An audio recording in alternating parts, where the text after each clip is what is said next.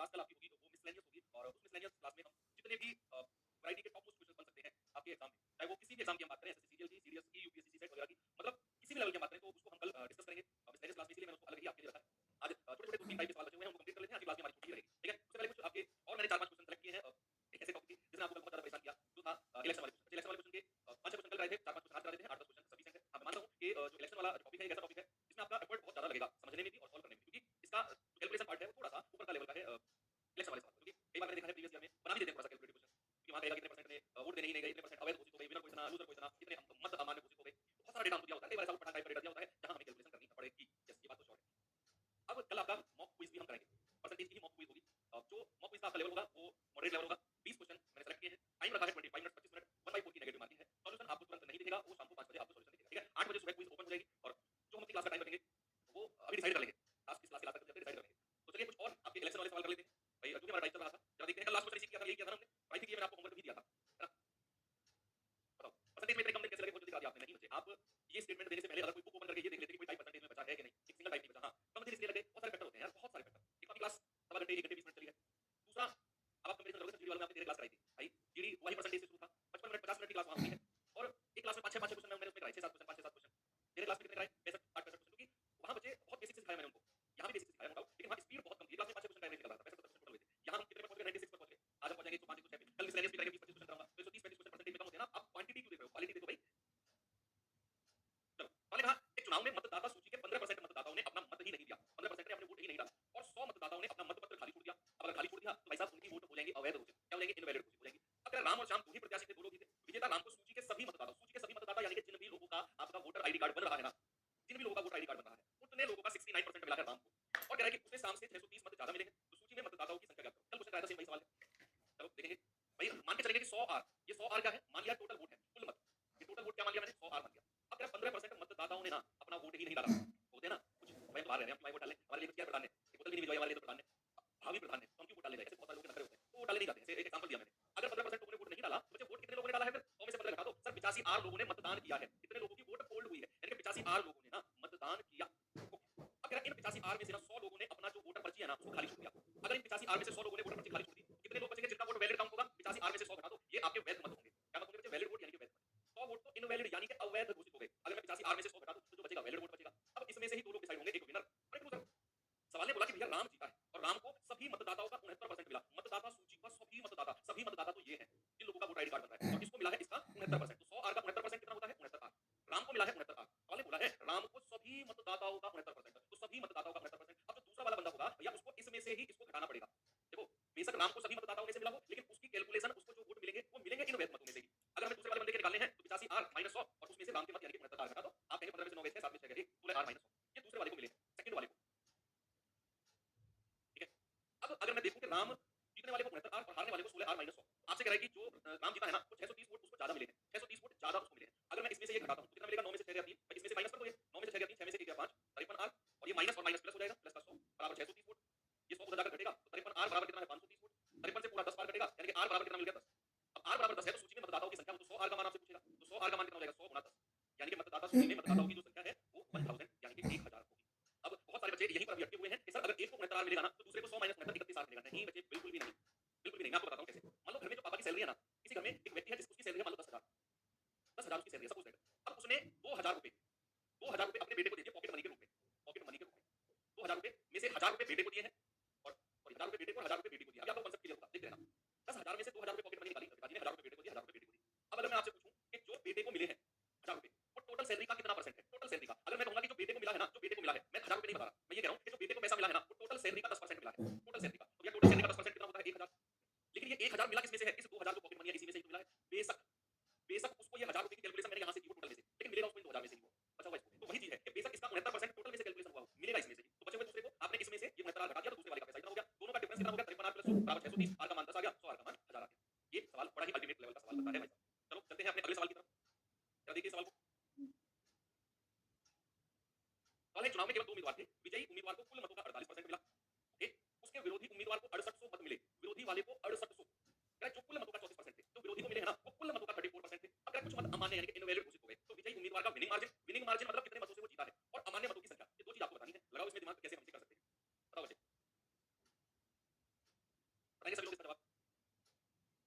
देखो एक को मिले हैं 48%, दूसरे वाले को मिले हैं विरोधी को 34%, और सवाल ने कहा जो विरोधी उम्मीदवार है ना उसे मिले हैं 6800 मत, जो कि कुल मतों का 34% है। तो क्या मैं ये कह सकता हूं कि 34% की ही वैल्यू 6800 रुपए है? ये कुल मतों की बात हो रही है, कुल मत की।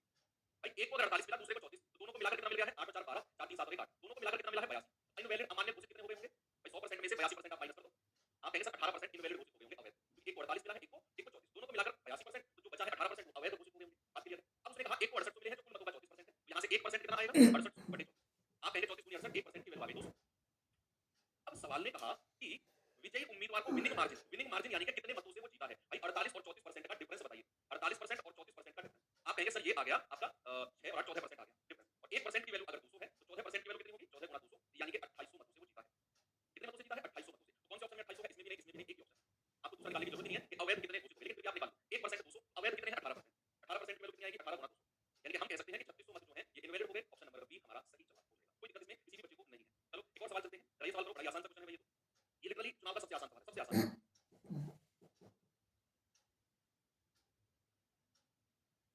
बताओ।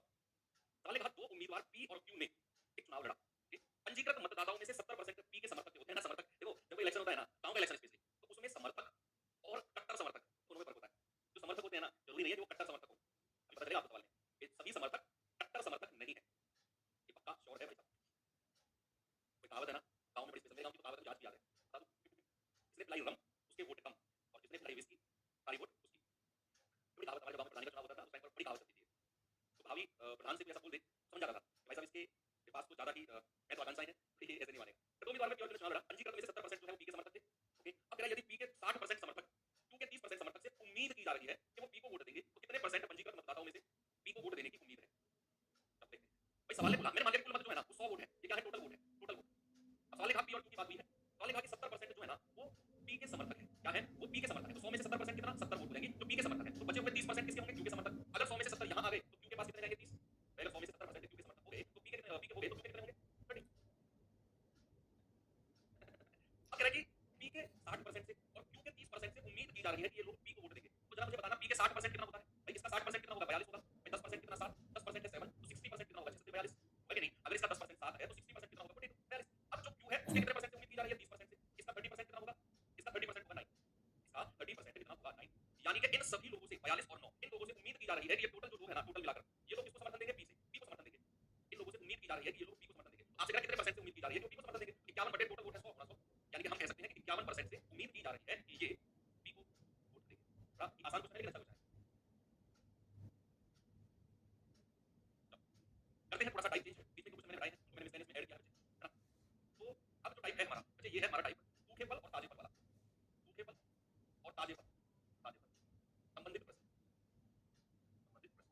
तो सूखे फल और ताजे फल संबंधित प्रश्न, मैंने ना इसको बड़ा प्रैक्टिकली मैं आपको बता रहा हूँ। 30 का 30% कितना होता है? 30 का 30%, 30 का 10% कितना होता है? 30, तो 9% कितना हो जाएगा? 30 या 9, और 42 प्लस 9 मिलकर कितना होगा सचिन वर्मा? 42 प्लस 9 मिलकर होगा 51, यानी कि 51 लोगों से उम्मीद की जा रही है कि ये पी को समर्थन देंगे। चलो अब थोड़ा सा समझते हैं चीज़ों को। भाई सूखे और ताजे फल में सबसे बढ़िया एग्जांपल है कि तरबूज का ले लेते हैं।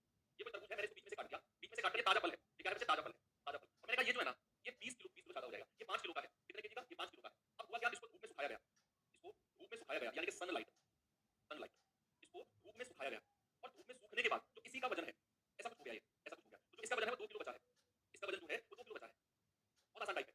अब आप मुझे एक बात बताओ, अगर ताजे फल का वजन 5 किलो था, सूखे फल का वजन यानी कि उसी 5 किलो के फल को हमने धूप में सुखा दिया, तो सूखा फल हो गया 2 किलो का। तो जो 3 किलो कम हुआ है एक्चुअल में वो है क्या? 5 किलो से 2 किलो वजन आ गया इस तरबूज का, तो भाई साहब 3 किलो क्या कम हुआ है? आप जैसे ही इस तरबूज को धूप में रखते हो तो इसका ना इवेपोरेशन शुरुआत हो जाएगी, इवेपोरेशन होना शुरू हो जाएगा। तो आप कहेंगे सर इस तरबूज में दो तरह की चीज होती है, दो तरह से बना होता है, एक तो इसमें पानी होता है और एक इसमें होता है गूदा, सॉलिड पार्ट, जिसको इंग्लिश में बोलते हैं पल्प। क्या बोलते हैं? पल्प। तो कोई भी तरबूज दो तरह से बना होता है, एक तो वाटर होता है, पानी होता है, एक सॉलिड पार्ट यानी कि गूदा होता है। तो जब आप सनलाइट में कोई भी चीज रखते हो ना और उसका वजन कम होता है तो सॉलिड पार्ट कभी भी उसका कम नहीं होगा। हवा में, धूप के कारण हवा में उड़ेगा तो क्या आप कहेंगे सर जो 5 किलो से 2 किलो वजन हुआ है ना, आप कहेंगे सर 3 केजी पानी उड़ गया। आप धूप में देखो, इस बार आप सभी ने गर्मी बहुत ही गजब लेवल की सही है ना, आप धूप में निकलो, पसीना आना शुरू, पसीना आना, आपका बॉडी से पसीना निकलना शुरू। क्या आपने कभी ऐसा देखा कि धूप में आपकी हड्डी निकलना शुरू हो गई? ऐसा कभी हुआ? धूप में आपकी हड्डी निकलना शुरू हो गई, हड्डी उधर चली गई, हड्डी उधर चली गई, बोन्स कभी निकलती है, सॉलिड पार्ट कभी नहीं ना। बॉडी से निकला क्या? पसीना, क्योंकि धूप पड़ी, सनलाइट पड़ी और जिसकी वजह से हमारी बॉडी हीट हुई और उसके अंदर जो पानी स्टोर था हमारी बॉडी के अंदर वो बाहर आना शुरू हो गया। तो धूप के यानी कि सनलाइट की वजह से, गर्मी की वजह से हमेशा पानी होता है। सॉलिड पार्ट का जितना वजन, सॉलिड पार्ट का जितना वजन ताजे फल में था उतना ही वजन सूखे फल में होगा। ये बात आपको समझ में आ गई? तो इसको आप एक स्टेटमेंट के रूप में भी लिख सकते हो। स्टेटमेंट के रूप में कैसे लिख सकते हैं कि आपका जो सॉलिड पार्ट है, पल्प जो होगा, पल्प इन ताजा या ताजे फल का पल्प इक्वल्स टू सूखे फल का पल्प, सूखे फल का पल्प। ये बात आप ध्यान रख लो। मैं कह रहा हूँ पूरा का पूरा टाइप खत्म है। आपको कितना पानी उड़ा आपने ध्यान देना ही नहीं है। आपने देना है जो सूखा और ताजे फल में पल्प की मात्रा है ना, जो पल्प की मात्रा है, ताजे फल में कितनी है इक्वल टू सूखे फल में कितनी है, दोनों को इक्वल कर देना है। That's it. अब सवाल अगर मैं आपको कराऊं तो जरा यहाँ पर देखो, आप देखना मैं कह रहा हूं सवाल कुछ है ही नहीं, सवाल लिटरली कुछ भी नहीं है सवाल में। देखो मैंने कहा ताजे फल में 68% पानी है, ओके, और सूखे मेवे में 20% पानी है। सूखा मेवा यानी कि किसी ताजे फल को जब हमने सुखाया है, तो सूखे मेवे में 20% पानी है, तो 100 किलोग्राम ताजे फल में कितना सूखा फल निकाला जा सकता है। अब आप मुझे एक बात बताओ, हमें कितना परसेंट पानी है ताजे फल में, कितना परसेंट पानी है सूखे फल में, हमें कोई प्रॉब्लम नहीं है। हमें मतलब है कि ताजे फल में कितना परसेंट पल्प है और सूखे फल में कितना परसेंट पल्प है, दैट्स ऑल, और दोनों को इक्वल कर देना है। भाई साहब हमें दिया गया है 100 किलो ताजा फल, अगर 100 किलो ताजा फल है और उसमें 68% पानी है तो पल्प कितना होगा, सूखा वाला सॉरी सॉलिड पार्ट कितना होगा, क्या 100 में से 68 घटा दो 32% होगा, क्या 32% होगा कि नहीं। अगर ताजे फल में 68% पानी है तो 100 में से 68 घटा दो, क्या ताजे फल में 32% जो होगा वो पल्प होगा। तो 100 किलो में पल्प यानी कि सॉलिड पार्ट कितना है 32%, ये ताजे फल में पल्प आ गया। सूखा फल कितने किलो का है हमें नहीं पता, मैंने मान लिया कि सूखा फल जो है ना वो 1 किलो का है और उसमें 20% पानी है, तो क्या उसमें 80% पल्प होगा। अगर सूखे फल में 20% पानी है तो क्या उसमें 80% पल्प होगा, तो 1 गुणा 80%, ये सूखा फल हो गया, ये ताजा फल हो गया, और दोनों को हमने इक्वल कर दिया। सूखे फल में जितना फल था यहाँ लिखा, ताजे फल में जितना फल था 100 गुणा 32% यहाँ लिखा, दोनों को बराबर कर दिया। क्यों? क्योंकि जो हमारा सॉलिड पार्ट होगा वो ताजे फल में और सूखे फल में बराबर होगा, वो कभी भी चीज नहीं होगा। आपने इक्वल करके काटापीटी शुरू कर दी, 16 दूनी 32, 16 25 5 से जाएगा पूरा 20 बार और 20 दूनी 40। आप कहेंगे ए बराबर कितना आ गया 40, तो सूखे फल की मात्रा कितनी आ गई 40 किलो। हर सवाल में ऐसा ही आपने करना है। बस अगला सवाल मैं आपको दे रहा हूँ, जरा यहाँ देखना, देखो सवाल। सवाल लिखा ताजे तरबूज में 96% पानी है, 96% पानी है ताजे तरबूज में, जबकि सूखे तरबूज में 95% पानी है। तो क्या ताजे तरबूज के 20 किलो से सूखा तरबूज का वजन बताओ कितना हम निकाल सकते हैं। अब बताओ बच्चे आपका जवाब जो है वो कितना होगा। आप जरा मुझे बताओ, अगर मैं ताजा फल मुझे दिया हुआ है 20 किलो, अगर ताजे फल में 96% पानी है तो सॉलिड पार्ट कितना होगा 4%। सूखे फल की मात्रा हमें नहीं पता, मैंने मान ली कि सूखा फल जो है ना वो 1 किलो का है, वो 1 किलो का है और उसमें 95% पानी है। अगर 95% पानी है तो सॉलिड पार्ट कितना होगा सर 5%। बस आ गया जवाब, परसेंट से परसेंट उड़ा दो, 5 चौके 20 और 4 चौके 16, यानी कि यहां से हम कह सकते हैं कि सूखा फल जो है ये पॉइंट हटा दो, 16 केजी होगा। 16 केजी, ऑप्शन नंबर डी हमारा सही जवाब है, 16 केजी। ये सवाल करिए जरा।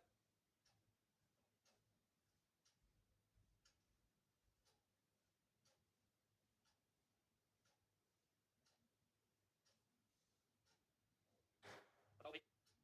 सवाल है ताजे तरबूज में 90% पानी है जबकि सूखे तरबूज में 20% पानी है। ताजा तरबूज का 20 किलो से प्राप्त सूखे तरबूज का वजन कितना होगा। क्या इसका जवाब होगा। ताजा तरबूज कितना है 20 किलो का, उसमें अगर 90% पानी है तो सॉलिड पार्ट कितना होगा 10%।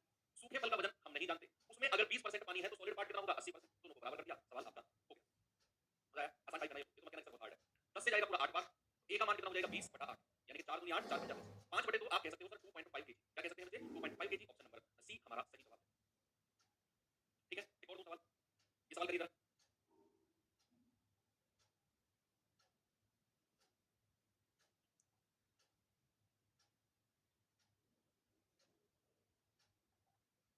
ताजे अंगूर में 80% जल है जबकि सूखे अंगूर में 10% जल है, यदि सूखे अंगूर का वजन 250 किलोग्राम हो जब ये ताजा थे, यानी कि सूखे अंगूर का वजन 250 किलो था तब जब ये ताजा थे, इनका वजन कितना रहा होगा। नहीं सवाल में इंग्लिश में capital wet when they were fresh. अच्छा ठीक है, यदि सूखे फल का ये कॉमा लगेगा, देखा एक कॉमा ने पूरा सवाल ही चेंज कर दिया। एक होता है ना रोको मत जाने दो, इसका क्या मतलब हुआ।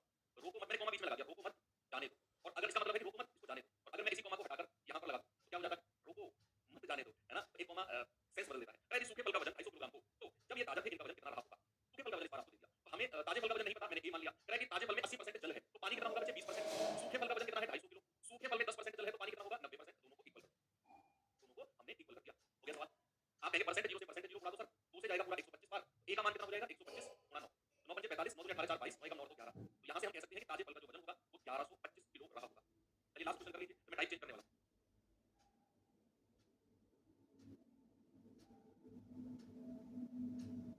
बताओ, मेरा 15 किलो अंगूर जिसमें 90% पानी था वो धूप में रखा गया, सूर्य के प्रकाश की उपस्थिति में पानी की मात्रा इस हद तक कम हो गई कि अब अंगूर में कुल वजन का केवल 85% पानी था। पहले 90% पानी था, अब 85% पानी था। फिर अंगूरों का कुल घटा हुआ वजन बताओ कितना होगा, घटा हुआ वजन। तो ताजा अंगूर कितना है 15 किलो का, उसमें 90% पानी है तो सॉलिड पार्ट कितना होगा 10%। सूखा अंगूर हमें नहीं पता 1 किलो मान लिया, उसमें अगर 85% पानी है तो सॉलिड पार्ट कितना होगा 15%। काटापीटी कर दो भाई, 5 दूनी 10, 5 दिया 15, 3 से जाएगा 3 पंजे 15 और 5 दूनी 10, हो गया सवाल। 4-5 लाइन का सवाल था और आपने इसको इतनी स्पीड से कर दिया। बात क्लियर हो गई अब। क्या मैं आगे बढ़ सकता हूँ बच्चे, ताजे फल और सूखे फल से संबंधित जितने भी क्वेश्चन थे अब आप आराम से कर लोगे, हालांकि सवाल आसान सवाल में काउंट होते हैं। चलिए आते हैं अपने नेक्स्ट टाइप, यानी टाइप नंबर 17। 17 टाइप, पूरे टाइप के सवाल हम परसेंटेज में पढ़ चुके हैं, 16 टाइप के। अब आते हैं 17वें टाइप, और ये हमारा लास्ट टाइप होगा बच्चे। जो भी हमारा इक्का दुक्का आपके दिमाग में हो सर वो सवाल वो कोई टाइप नहीं है, वो इक्का दुक्का सवाल ही है, उनको मैं कल मिसलेनियस में आपको कराऊंगा। तो जो सर वो सवाल टाइप नहीं बन सकता उस सवाल का, उसको मैंने मिसलेनियस में डाल दिया है। जिसका टाइप बन सकता है उनको मैंने टाइप वाइज कराया और बाकी को मैंने मिसलेनियस में रख दिया है। ठीक है चलो, अब आते हैं बच्चे टाइप नंबर 17 जो कि सेल्समैन वाले क्वेश्चन है। कौन से हैं बच्चे, सेल्समैन वाले, सेल्समैन वाले। ठीक है, सेल्समैन जो व्यापारी वाले क्वेश्चन होते हैं ना, कमीशन जहां पर देखा जाता है, जहां पर कमीशन देखा जाता है वहां हम देखेंगे। ठीक है,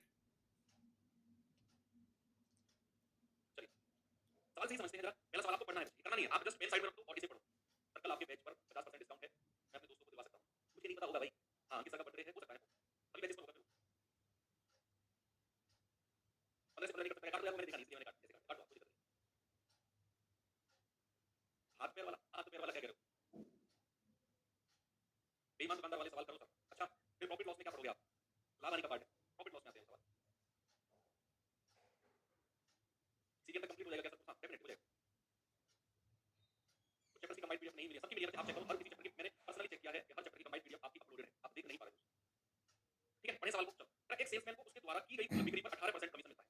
जितनी वो टोटल बिक्री करता है उस पर 18% कमीशन उसको मिलता है। और अगर वह 40,000 रुपए से अधिक की बिक्री करता है, अगर वह 40,000 रुपए से अधिक की बिक्री करता है तो उसे 1% का बोनस भी दिया जाता है। 1% का बोनस ये अलग से उसको दिया जाएगा। तो कह रहा है यदि सेल्समैन की कुल कमाई 11,000 रुपए है तो कुल बिक्री बता दो कितनी होगी जो उसने की है। मुझे बात बताओ, ये ना बड़ा प्रैक्टिकल समझते हैं। आपने पढ़ने में थोड़ा सा टाइम देना कि आप ये सवाल पढ़ो। आप सामने देखो, कमेंट मत करो बच्चे प्लीज, आप सामने देखो, मैं बड़ा प्रैक्टिकल तरीके से आपको सवाल समझाऊंगा। इस वाले सर बच्चों के दिमाग को घुमा देता है, समझ में नहीं आता। मैं आपको समझाता हूं है क्या। सवाल कह रहा है कि कोई सेल्समैन है जो कमीशन पे काम करता है। होता है ना, आपने देखा होगा गांव में आपके में परचून की दुकान होती है। होती है ना परचून की दुकान, उन पे जो सामान छोड़ने आते हैं बाइक पे आते हैं। परचून का सामान भरा हुआ होता है बाइक वाले के पास, दुकानदार को दे देते हैं वो। तो वो क्या जो बाइक पे भर के लाते हैं परचून का सामान, क्या वो खुद खरीद के लाते हैं दुकानदार को बेचने के लिए? नहीं, उनको भेजता है थोक विक्रेता कि गांव में सप्लाई करके आओ हर सामान की, है ना। तो वो लोग जो होते हैं सप्लाई करते हैं, वो करते हैं कमीशन पे काम। किस पे काम करते हैं बच्चे? वो करते हैं कमीशन पे काम। अगर आप थोड़े से शहरी क्षेत्र से बिलोंग करते हो तो आप जानते होंगे सुबह सुबह जो दूध की सप्लाई होती है दुकानों पे, अमूल का दूध, मदर डेयरी का दूध, वो जो छोटे हाथी में दूध सप्लाई करते फिरते हैं, वो कमीशन पे काम करते हैं। कमीशन का मतलब है कि उनको टारगेट दिया जाता है कि आप जितनी भी कमाई करोगे आपको 18% कमीशन मिलेगा। जितनी भी आप कमाई करोगे उस पर आपको 18% रुपया हम कमीशन के रूप में देंगे। अब आपकी मर्जी है आप कितनी ही कमाई करो। उसके अलावा एक और हम आपको लालच दे रहे हैं, एक और लालच हम आपको दे रहे हैं कि अगर आप 40,000 रुपए से ऊपर की बिक्री करते हो ना तो हम आपको 1% कमीशन भी देंगे। हम आपको 1% बिक्री पर, 40,000 रुपए से अधिक की बिक्री पर 1% का बोनस भी हम आपको देंगे। 40,000 रुपए पर 1% का बोनस भी हम आपको देंगे। ऐसा उसने बोला। और अब कह रहा है सवाल में कि उसका जो कुल कमीशन बना है ना, ऐसा करने पर कि 18% टोटल पर और 40,000 रुपए से ऊपर जाएगा तो 40,000 पर 1% का कमीशन, ऐसा करने पर उसे 11,000 रुपए मिले हैं। तो बताओ कितने की उसने बिक्री करी है। अच्छा मुझे एक बात बताओ, 40,000 रुपए मैं यहाँ लिख रहा हूँ, इस पर 1% का बोनस निकालना, जरा 1% निकालना इसका, 1%, इसका 1% होता है 400 रुपए। अब सुनना, मैं पता है मैं क्या कर रहा हूँ, मैं ये कर रहा हूँ कि मैं ये मानकर चल रहा हूँ, मैं ये मानकर चल रहा हूँ कि उसको ना ये 1% की कोई कंडीशन नहीं है, ये सारी बिक्री पर उसको 1% कमीशन मिला होगा, सारी बिक्री पर। 18% तो सारी बिक्री पर था ही था, लेकिन मैं मानकर चल रहा हूँ कि जो 1% बोनस की कंडीशन रखी है ना कि 40% से ऊपर बिक्री करो 1% कमीशन ले जाओ, मैं मानकर चल रहा हूँ कि ये 1% शुरू से लेकर लास्ट तक की कोई कंडीशन नहीं, हर बिक्री पर उसको 1% एक्स्ट्रा मिला होगा। तो 1% अगर एक्स्ट्रा मिला है तो 40,000 का 1% कितना हो गया? 400 रुपया। तो 400 रुपया उसको एक्स्ट्रा मिलेंगे, एक्स्ट्रा मिलेंगे, एक्स्ट्रा कब? जब जब 1% सभी कुल बिक्री पर कैलकुलेट होगा, कुल बिक्री पर, कुल बिक्री पर लगेगा। जब 1% जो कमीशन है ना, ये सारी की सारी बिक्री पर लगेगा ना, तो उसको 40,000 का 1% यानी कि 400 रुपया एक्स्ट्रा मिलेंगे। तो उसका कमीशन कितना हो जाएगा बढ़ के? उसका कमीशन हो जाएगा 11,000 प्लस 400, यानी कि उसका कमीशन हो जाएगा 11,400। और 18% कमीशन ये था, 1% ये, तो टोटल कमीशन कितना हो गया? 18 प्लस 1 यानी कि 19% कमीशन। और 19% की वैल्यू है 11,400। भाई मैंने आपको क्या बोला कि कोई कंडीशन नहीं है, 1% कमीशन उसको शुरू से लेकर लास्ट तक मिलेगा, ऐसा मैं मानकर चल रहा हूं। अगर ऐसा है तो 40,000 का 1% कितना होता है? 400 रुपया। ये 400 रुपया उसको एक्स्ट्रा मिलेंगे, ये 400 रुपया उसको एक्स्ट्रा मिलेंगे। तो भैया ये कमीशन में जोड़ दो, उसको मिलेंगे 11,400। तब जब उसका टोटल कमीशन 18% प्लस 1% 19% होगा। तो यहाँ से 19 से छिपके 114 है, इसको मैं अलग लिखता हूँ। यहाँ से 1% की वैल्यू कितनी आ रही? 11,400 बटे 19 यानी कि 19 छिपके 114 600 रुपए। तो 100% की वैल्यू कितनी हो गई? 100% की वैल्यू हो गई 600 गुणा 100। तो हम कह देंगे सर 60,000 रुपया की बिक्री उसने करी, 60,000 रुपए की बिक्री उसने करी है। ये सवाल अच्छा है। एक और सवाल सेम एज इट इज मैं आपको कराता हूं, same as it is, don't worry. ये क्वेश्चन भी ऐसा ही है, इसके बाद वाला क्वेश्चन भी ऐसा ही है, तो बिल्कुल घबराने की जरूरत नहीं है। ये पढ़ो और एक बच्चा कह रहा है कि सर आपने कुछ नहीं कराया कि त्रिज्या इतना परसेंट बढ़ गई तो क्षेत्रफल कितने परसेंट बढ़ेगा? मुझे पता है। ये सवाल मैं आपको मेंसुरेशन यानी कि क्षेत्र मिति में कराऊंगा, क्योंकि आपको पहले फॉर्मूला पढ़ना होगा कि घन का क्या फॉर्मूला होता है, आयतन का, सरफेस एरिया का, त्रिज्या अगर आपको पता है, पहले तो त्रिज्या क्या होती है, वृत्त का क्षेत्रफल क्या होता है, उसका सर्कमफ्रेंस क्या होता है, आयत का क्षेत्रफल क्या होता है, वर्ग का क्षेत्रफल क्या होता है, शंकु का क्षेत्र कर्व सरफेस एरिया क्या होता है, आयतन क्या होता है, सबके फॉर्मूला आपको पता ही है, तो आप कैसे परसेंटेज वृत्त या कमी निकाल सकते हो? ये सब चीज हम पढ़ेंगे जब हम मेंसुरेशन वाला पार्ट करेंगे, ठीक है। तो सवाल कह रहा है कि एक विक्रेता को उसके द्वारा की गई कुल बिक्री पर तो 12% कमीशन है, और कह रहा है 15,000 की बिक्री पर 1% का बोनस उसको दिया जाता है। अब कह रहा है यदि विक्रेता की कुल कमाई 50 है तो कुल बिक्री बताओ क्या होगी? बच्चे मैं ये मानकर चलूंगा कि जो 1% का बोनस उसे दिया गया है ना, ये शुरू से लेकर लास्ट तक की सारी बिक्री पर दिया गया है, ऐसा मैं मानकर चलूंगा। तो फिर उसको एक्स्ट्रा बोनस कितना मिलेगा? 15,000 पर 1% का बोनस है, तो इसका 1% निकालेंगे तो इसका 1% बनेगा 150 रुपया, यानी कि 150 रुपया उसको एक्स्ट्रा मिलेंगे। कब? जब मैं ये मानकर चलूंगा कि जो 1% का बोनस है ये शुरू से लेकर लास्ट तक रहा होगा, यानी कि उसका टोटल कमीशन कितना हो गया? 6350 प्लस 150 रुपया एक्स्ट्रा, कितना हो गया? 6500 रुपया। और कमीशन कितना परसेंट हो गया? 12 प्लस 1 यानी कि 13% टोटल कमीशन हो गया। 13% की वैल्यू 6500, 1% की वैल्यू कितनी है? 6500 बटे 13, 13 पंजे 65, 100% की वैल्यू कितनी हो जाएगी? कुल बिक्री आपसे पूछ रहा है तो 500 गुणा 100, यानी कि आप कह देंगे कि सर कुल बिक्री जो है वो 50,000 रुपए की है, 50,000 रुपीज। एक और सवाल कराऊं, एक और सवाल, चलिए एक और सवाल है और ये लास्ट क्वेश्चन है, जरा इस सवाल का जवाब बताइए जी। चलिए इस सवाल में आपको होमवर्क दे देता हूं। अच्छा, आपके सारे टाइप हो जाते हैं खत्म यहाँ पर, इसलिए क्लास को भी रखना पड़ेगा। कल आपकी सैटरडे है, सैटरडे में दो काम आपके होने हैं। एक तो आपका मॉक क्विज है, 20 क्वेश्चन मैंने रखे हैं परसेंटेज के, मॉडरेट लेवल के 25 मिनट, 25 मिनट है। सुबह 8 बजे आपकी मॉक क्विज ओपन हो जाएगी और आपको आंसर नहीं देख पाओगे आप कि अपना लीडर बोर्ड आपको दिखेगा, हमको 5 बजे सॉल्यूशन मिलेगा आपको। तो मैं उम्मीद करता हूं कि आप सभी लोग उसको अटेम्प्ट जरूर करोगे। पहली बात। दूसरी बात, आपकी हम मिसलेनियस क्लास कल मैं आपको कराऊंगा, क्योंकि सारे टाइप आप कवर हो चुके हैं। जो आपकी कल बाकी सवाल की बात कर रहे हो सर, वो सवाल वो सब आपको कल मिसलेनियस में मिलेंगे, लेकिन कुछ क्वेश्चन ऐसे हैं आप बात कर रहे हो जैसे त्रिज्या का इतना उतना परसेंट है, वो सवाल आपको मिलेंगे जब आप मेंसुरेशन पढ़ोगे कि त्रिज्या को कितने परसेंट बढ़ाया गया, आपकी भुजा को कितने परसेंट बढ़ाया गया, तो वर्ग का क्षेत्रफल कितना परसेंट बढ़ जाएगा। ये सब सवाल में मैंने रिजर्व किए हुए हैं आपके मेंसुरेशन में, क्योंकि वहां पहले फॉर्मूला पढ़ेंगे और फिर हम इन सवाल को करेंगे, ठीक है भाई। एक बच्चा कह रहा है वो सिर पैर वाले सवाल, अच्छा वो सिर पैर वाले सवाल आपको मैं उसमें करा चुका हूं मिक्सर एंड एलिगेशन में, कुछ हम इसको सिंपलीफिकेशन जब पढ़ेंगे वहां भी मैं आपको ये सवाल करा दूंगा, ठीक है। तो चलिए, और बाकी कल का और सवाल है कभी नहीं, सर सवाल है बाकी सब हो चुके हैं। कल मिसलेनियस क्लास वही बच्चा करने आए, मैं डिस्क्लेमर दे रहा हूं, सुनो मेरी बात। मिसलेनियस क्लास वही बच्चा करने आए जिसने परसेंटेज की सारी क्लास की है और उनका रिवीजन प्रॉपर तरीके से किया है, सारी की सारी वर्कशीट लगाई है, सारी की सारी क्लास के जो क्वेश्चन उनको दोबारा रिवाइज किया है, क्योंकि बच्चे कल की क्लास में मैं हर उस लेवल तक जाऊंगा जो किसी के एग्जाम में परसेंटेज का लेवल गया है। Best of the best level के क्वेश्चन कल हम करेंगे परसेंटेज के। टाइम हमारा मिसलेनियस क्लास का क्या रख रहे हैं? 7 बजे ही रख ले शाम को।